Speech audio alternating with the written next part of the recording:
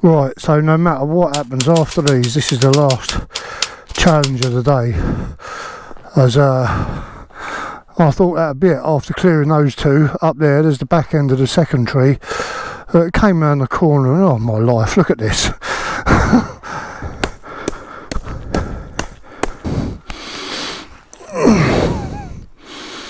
And let's go.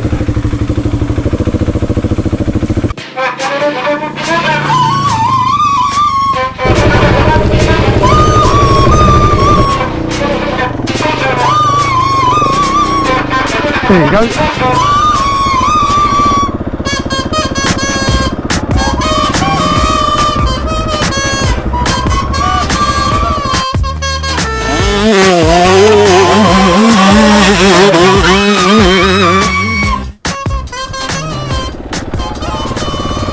Okay, day 5. We're starting from a small hamlet called Magny, and we're continuing to head northeast. We're on section 1 now, mainly farmland interspersed with sections of forestry. The going is good. You can make decent amount of time on these trails, and they are, you know, big bike and novice friendly. Weather's changed a bit, clouded over, temperatures dropped a little bit. Not too bad. It's quite pleasant, as long as the rain holds off. So fingers crossed for some quality weather and no dramas, because we haven't had a big one yet. Two memory cards fail yesterday. That was a pain in the arse.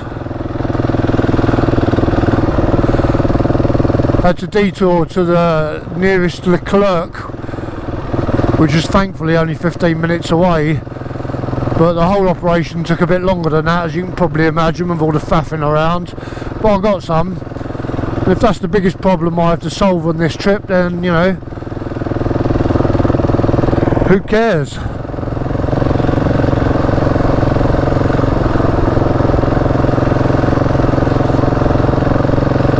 So, sit back and enjoy the ride.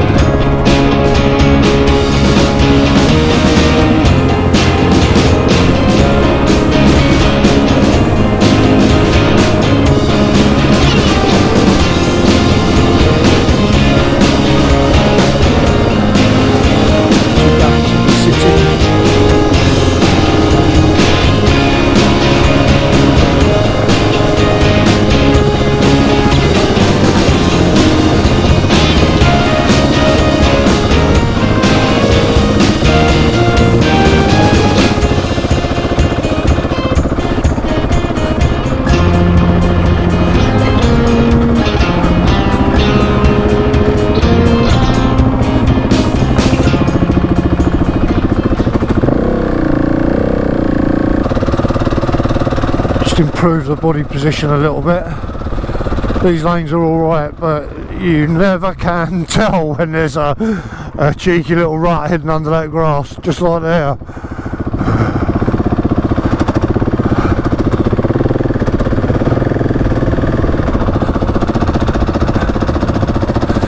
They can lull you into a false sense of security, where you can start riding maybe a little bit quicker than you should, because you think, oh yeah, I can get away with it, it's lovely.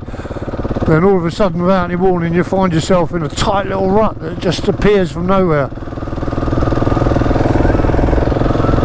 When the grass is shorter like this, it's not too bad. You can see the lines, but when it's longer, definitely pay a little bit more attention to what's going on. See, these are the ones you need to watch. It's just a bit too overgrown.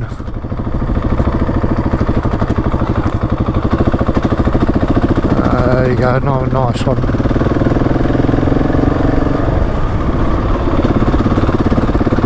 And of course the other good thing about these ruts is you can sit down a lot of the time as well.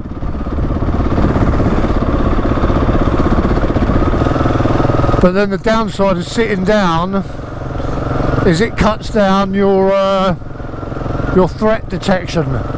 Standing up, you're perched that bit higher, you can see further down the track. It makes it easier to spot obstacles as they present themselves. Sitting down, you lose a couple of foot.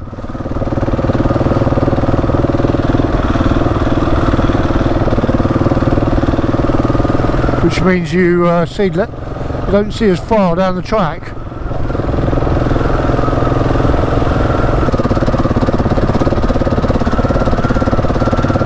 Yep. When the grass is short, go. When the grass is long, slow. A good adage to live by when riding through fields. Bit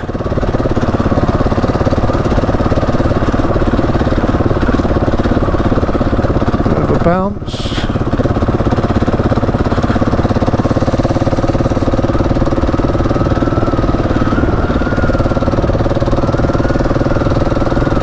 Yeah, look, grass is short. Whoa.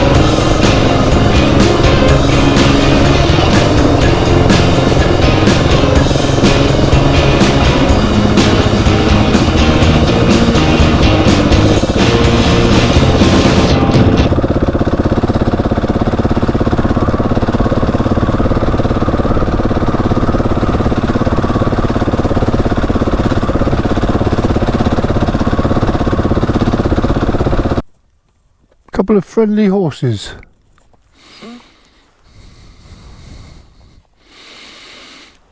You gonna say hello? Are you? Nodding your head at me? Don't have anything for you.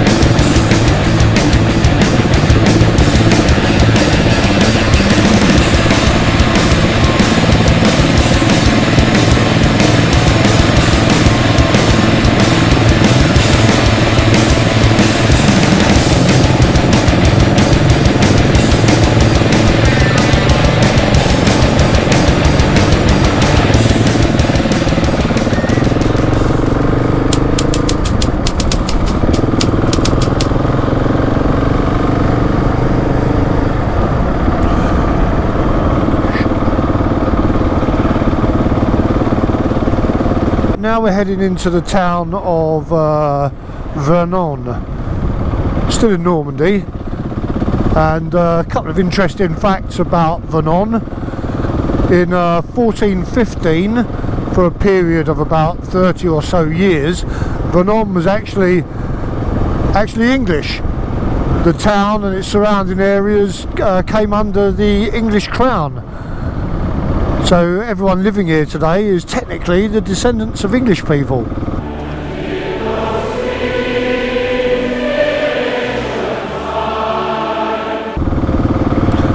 And also in the early 19th century, going forward in time now, the British artist Turner came here to paint a series of views on the River Seine. Turner, of course, is our finest ever artist, and I'll take no dispute on that. And yeah, I mean, Turner, you won't know this, but I'm an art history grad as well, and Turner is one of the artists that I'm really passionate about. He summed up everything that, and he still does, sums up everything that I think means to be English. You look at Turner's art, I mean, it can be quite dark. He's a painter of the sublime, particularly late Turner, for those magnificent, you know, almost abstract paintings that he did towards the end of his career. He's largely thought of as being, you know, the first painter of modern times. I'd say he shares that probably with Whistler, but yeah, absolutely phenomenal artist. And he came here many times, and we're just about to ride over the Seine. I suppose I could try and find the exact spot where he painted the picture from, but I think it'd be difficult and take a lot of time. I'll put up a picture of the painting he did that he's most famous for from around here, but I'm not even sure whether the bridge featured in the painting even still exists, so you know, it would be very difficult to find the exact spot.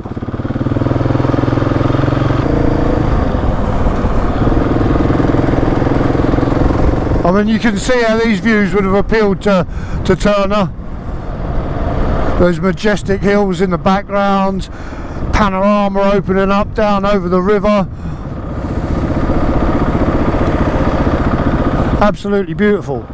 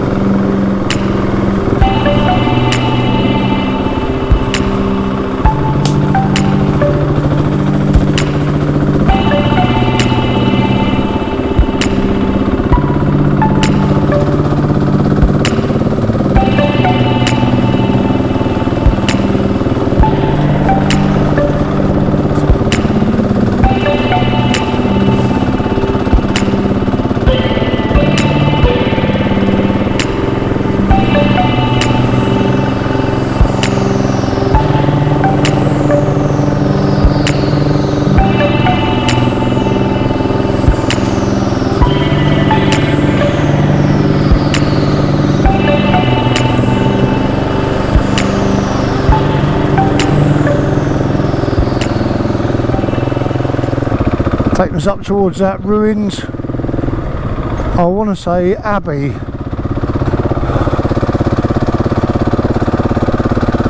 I guess we shall find out in a minute.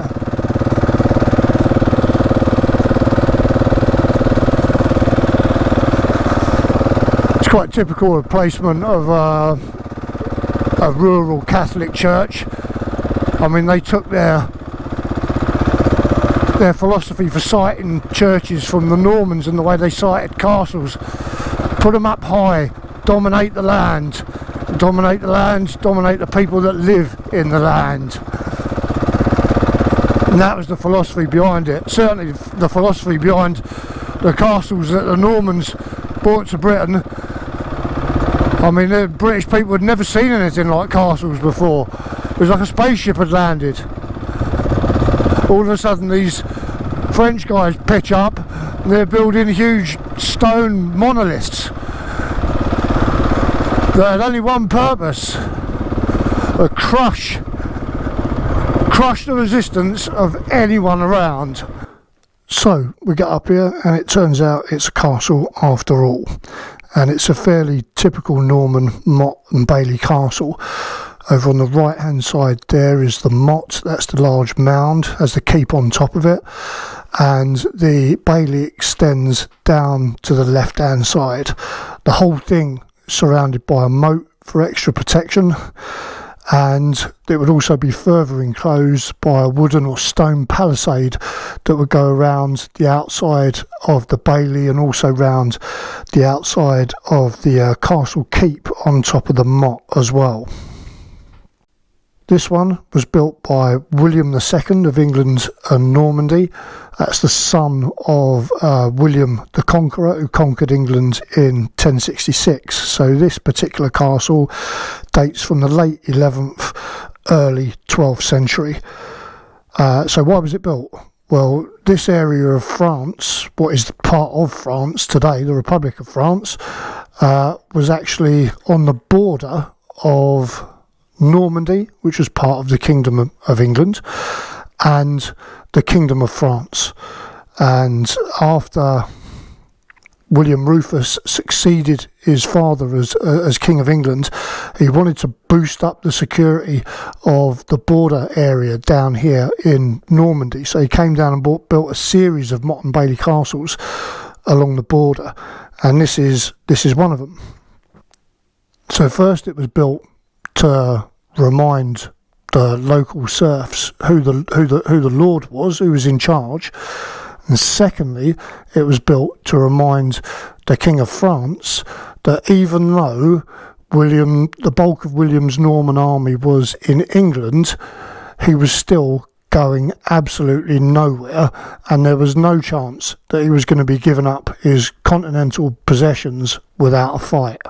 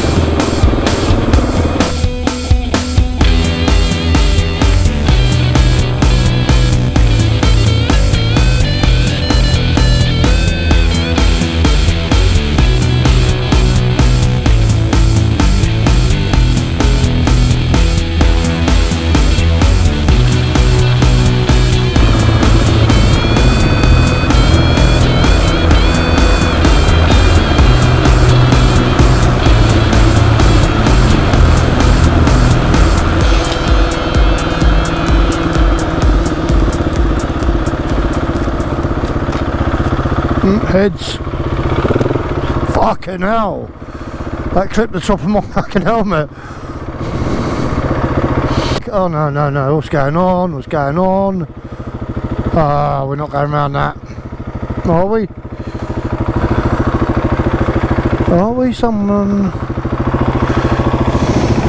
have a look. Yeah, I think someone's come down here. I think they've come down here, haven't they? Oh, then you got to fuck about, get under that. That'll be a pain. Can we lift that with something?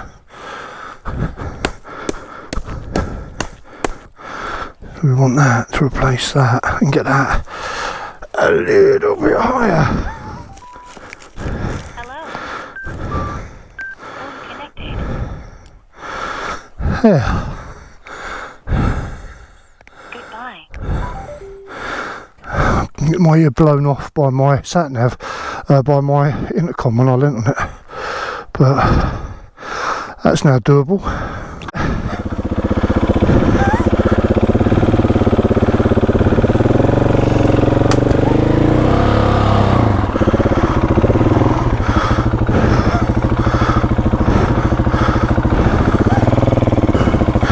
It's a little bit tight, but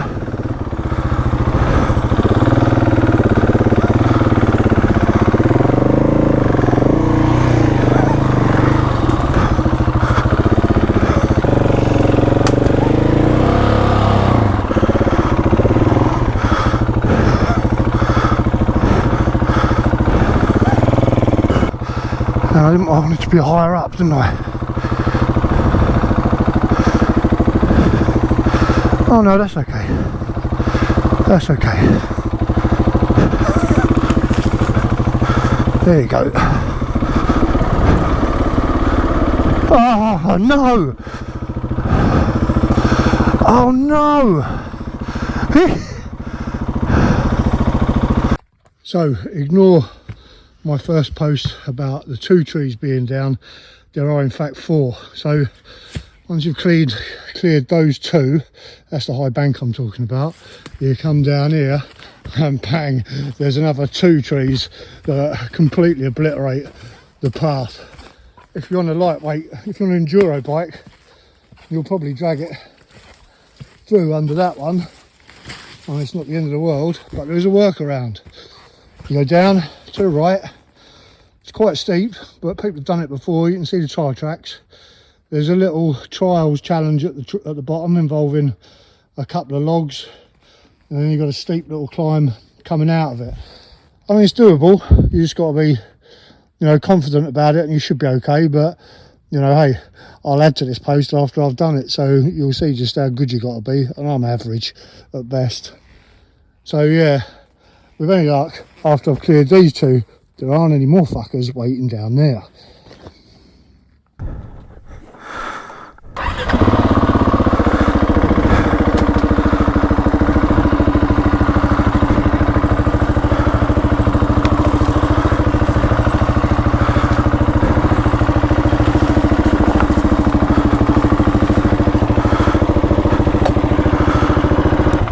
Right, just mountain bike it down here.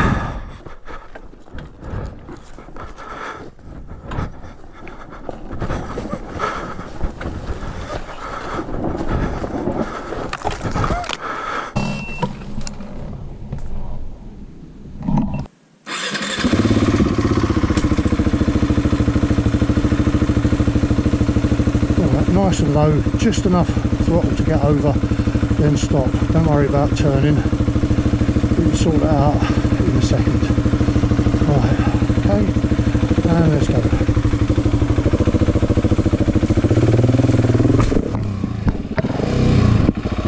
Here we go.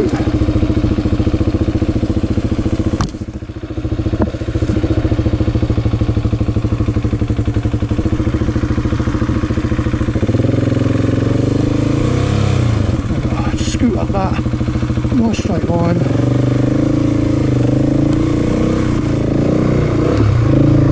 There you go, and through.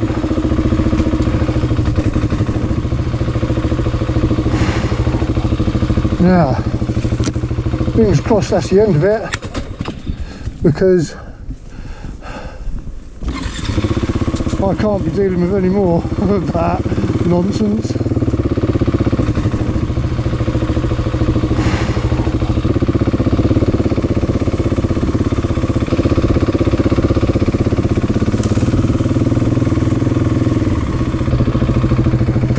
well, that's it, we're finished for the day. I just managed to escape the woods and pulled up down here next to this structure. I had absolutely no idea what it was, but as luck would have it, I bumped into a local French woman who was out walking her dog, and she explained to me that this is a washing area, and it was used for hundreds of years by the local women who would bring their washing down, do their laundry, and then go back home to the local village.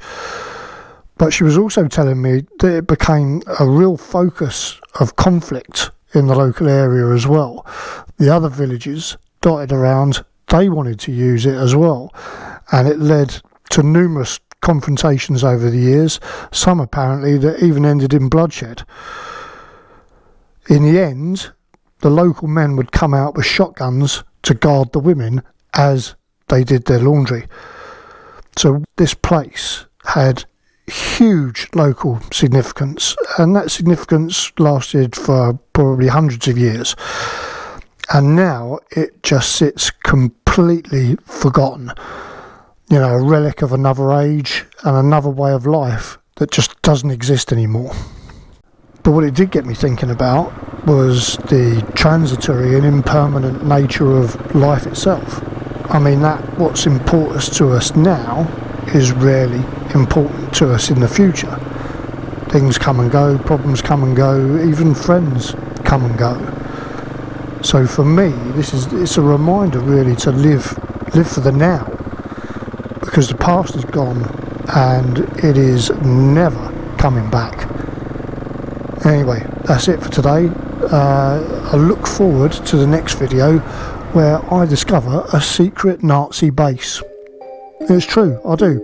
Anyway, see you on the next one. How cool is that? Sitting here in the woods.